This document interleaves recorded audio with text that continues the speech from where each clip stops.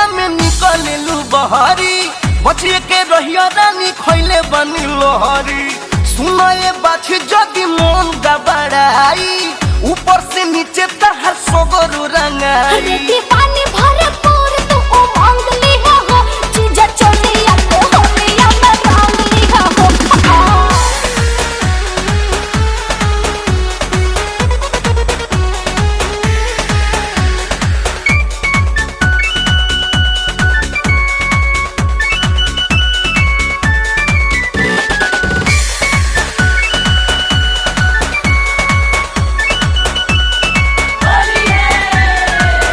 चोरे बाड़ी ते बड़ी बिलाजा जहना न करे उहा रंग लाए राजा रंग लाए राजा रंग लाए राजा।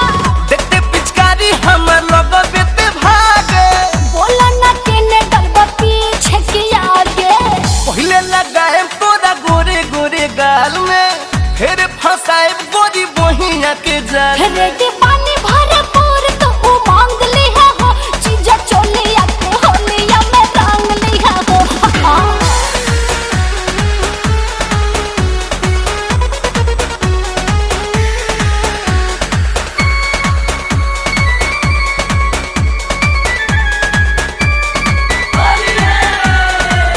आइल बनी हम तक तैयारी रंग ला अंग अंग तू पर पारी तू पर पारी तू पर पारी। झोंक देबे धूरा हम हई बेलूरा होली में तहरा खातिर छूटा बाटे पूरा।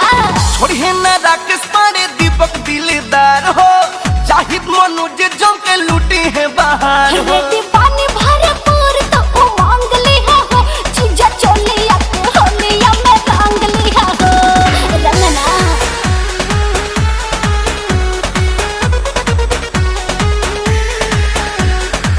बंठन के होलिया में निकललू बहरी बचिए के रहिया रानी खैले बनी लोहरी। सुनाए बाछी जदी मन गबड़ाई ऊपर से नीचे तहर सगरो रंगाई। रेडी